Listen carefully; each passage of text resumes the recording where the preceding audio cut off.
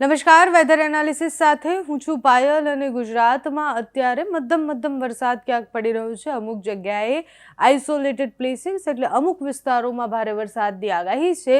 25 તારીખ સુધી વરસાદ જે છે આવો છૂટો છવાયો પડવાનો છે, પણ એક સિસ્ટમ બંગાળની ખાડીમાં બને તેવી સંભાવનાઓ છે. એ સિસ્ટમ મજબૂત સિસ્ટમ હશે. 26 તારીખથી લઈ અને 30 તારીખ સુધીની આસપાસ એટલે 26થી 30 તારીખ વચ્ચે ગુજરાતમાં વરસાદનો એક એવો રાઉન્ડ આવવાનો છે જે ભૂક્કા બોલાવશે, ભયંકર વરસાદ ગુજરાતમાં લઈને આવશે તેવી આગાહી કરવામાં આવી છે. પહેલા વિન્ડીના મોડલથી સમજીએ કયા વિસ્તારોમાં વરસાદની આગાહી છે, કયા વિસ્તારોમાં વરસાદ આજે પડવાનો છે. તો આજે મોટાભાગના વિસ્તારોમાં છૂટોછવાયો વરસાદ પડશે. મધ્ય ગુજરાત, દક્ષિણ ગુજરાતમાં વરસાદની સંભાવના છે. દરિયાકાંઠાના વિસ્તારમાં સામાન્યથી મધ્યમ વરસાદ પડશે. 500 HPA લેવલે આપણે જ્યારે જોઈએ વાદળો છે તો એ અત્યારે આ બતાવી રહ્યા છે. એના સિવાય 700 અને 600 HPA લેવલે જે વાદળ હોય એ પણ વરસાદ લઈને આવે. ધીરે ધીરે તમે જુઓ કે અહીંયા રેડ થતું હશે એટલે બંગાળની ખાડી અને અરબી સમુદ્ર બંને જગ્યાએ અરબી સમુદ્રમાં પણ હલચલ છે, હવાનું દબાણ બની રહ્યું છે અને એના કારણે પણ જે વાતાવરણ છે એમાં બદલાવ આવી શકે છે. દક્ષિણ ગુજરાતમાં છૂટોછવાયો વરસાદ બતાવી રહ્યા છે. બાકી 25 તારીખ સુધી ગુજરાતમાં ક્યાંય વરસાદની આગાહી નથી દેખાડી રહ્યા. દરિયાકાંઠાના વિસ્તારોમાં છૂટોછવાયો વરસાદ પડી શકે છે. દક્ષિણ ગુજરાતના અમુક વિસ્તારોમાં છૂટોછવાયો વરસાદ પડે, બાકી ક્યાંય વરસાદની સંભાવના નથી. બંગાળની ખાડીમાં આપણે જોઈએ છીએ કે એક લો પ્રેશર જેવું કંઈક બની રહ્યું છે અને ત્યાં એક સર્ક્યુલેશન સિસ્ટમ બનશે. એ સિસ્ટમ ધીરે ધીરે આગળ વધશે, મધ્યપ્રદેશ તરફ આવશે. મધ્યપ્રદેશ તરફ જ્યારે એ સિસ્ટમ આવશે એની અસર મહત્તમ રીતના દક્ષિણ ગુજરાત અને મધ્ય ગુજરાતમાં થવાની સંભાવનાઓ છે. એટલે જ્યારે અહીંયા બનેલી સિસ્ટમ છે એ ધીરે ધીરે મધ્યપ્રદેશ તરફ આવે તો એની અસરો કઈ રીતના થશે, કઈ દિશામાં એ જશે, એના ઉપર પણ હવામાન નિષ્ણાંતો નજર રાખી રહ્યા છે. હવામાન વિભાગની પણ એ ટ્રેક પર નજર છે કે સિસ્ટમ કઈ બાજુ જવાની છે. ત્યાં સુધી કચ્છ એની આસપાસ, કારણ કે અરબી સમુદ્રમાં એક સિસ્ટમ બની જે પાકિસ્તાન તરફ ગઈ અને એના કારણે કચ્છમાં પણ વરસાદ દેખાઈ રહ્યો છે. 27 તારીખની આસપાસ જુઓ કે આ રેડ કલર જે દેખાય છે ત્યાં ભારે વરસાદ પડવાની સંભાવના છે. વડોદરા, અમદાવાદ, સુરત, દરિયાકાંઠાના બીજા વિસ્તારો, સોમનાથ છે, વેરાવળ છે, આ બધા વિસ્તારોમાં ભારે વરસાદ પડી શકે છે. મધ્ય ગુજરાતમાં મોટાભાગના વિસ્તારો, દાહોદ, મહીસાગર, છોટાઉદેપુર, આ બધા જ ભાગોમાં વરસાદ પડવાની સંભાવના છે. ભારે વરસાદની આગાહી અહીંયા તમે જુઓ કે આ સિસ્ટમ જે છે અરબી સમુદ્રની સિસ્ટમ ધીરે ધીરે આગળ વધી અને પાકિસ્તાનની દિશા તરફ ગઈ. કચ્છ પર એની અસર અને ઉત્તર ગુજરાત પર પણ એની સામાન્ય અસર દેખાઈ રહી છે.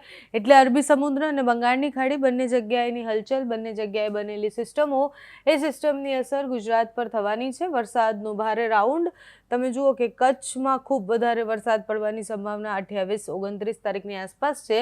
ત્યાં ભારે વરસાદ આવશે. મોટાભાગના કચ્છના જે છેવાડાના વિસ્તારો છે ત્યાં હજુ એટલો વરસાદ નથી પડ્યો, પણ ઓવરઓલ જુલાઈમાં જેટલો વરસાદ પડવો જોઈએ એ વરસાદ, આ વરસાદનો જે રાઉન્ડ આવવાનો છે 26થી 30નો, એમાં એટલો વરસાદ પડી જવાનો છે. એટલે જે આંકડાઓ છે એ આંકડાઓ સેટ થઈ જશે.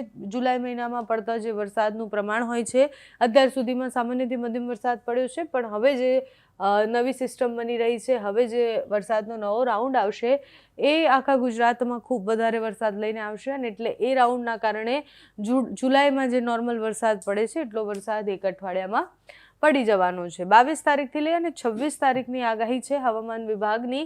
અને જોઈએ 22થી 26ની આગાહી તો બનાસકાંઠા, પાટણ, મહેસાણા, સાબરકાંઠા, ગાંધીનગર, અરવલ્લી, ખેડા, બધા જ વિસ્તારોમાં સામાન્યથી મધ્યમ વરસાદ પડશે. લાઇટ ટુ મોડરેટ રેન છે.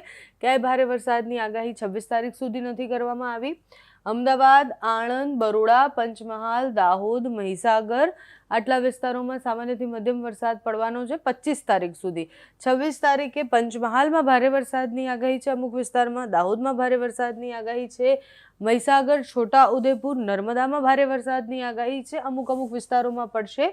ભરૂચમાં સામાન્યથી મધ્યમ વરસાદ 25 તારીખ સુધી રહેવાનો છે. 22થી 26 તારીખ સુધી તમે જુઓ તો સુરતમાં સામાન્ય મધ્યમ વરસાદ પડશે. ડાંગમાં 26 તારીખે ભારે વરસાદની આગાહી છે. નવસારીમાં 25-26 બે દિવસ ભારે વરસાદની આગાહી છે. વલસાડમાં પણ 25 ને 26 બે દિવસ ભારે વરસાદની આગાહી. તાપીમાં 26 તારીખે ભારે વરસાદની આગાહી છે.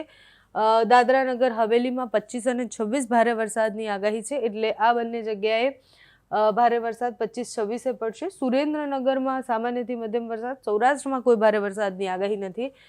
સામાન્યથી મધ્યમ વરસાદ પડશે. રાજકોટમાં પણ એ સ્થિતિ રહેવાની છે. જામનગર, પોરબંદર, જુનાગઢ, અમરેલીમાં 26 તારીખે ભારે વરસાદ પડશે. ભાવનગરમાં પણ 26 તારીખે ભારે વરસાદ. દરિયાકાંઠાના વિસ્તારો આપણે જે કહ્યા ત્યાં વરસાદની સંભાવના. મોરબી, દેવભૂમિ, દ્વારકા, ગીર સોમનાથ, બોટાદ અને કચ્છ, દીવ બધી જગ્યાએ સામાન્યથી મધ્યમ વરસાદ 26 તારીખ સુધી રહેવાના છે. અમુક વિસ્તારોમાં 26 તારીખે ભારે વરસાદ છે. આઇસોલેટેડ પ્લેસીસ પર ભારે વરસાદ છે, એટલે આખા જિલ્લામાં ખૂબ વધારે વરસાદ પડે એવી સંભાવના નથી. અમુક જગ્યાએ ભારે વરસાદ પડી શકે તેવી આગાહી કરવામાં આવી છે.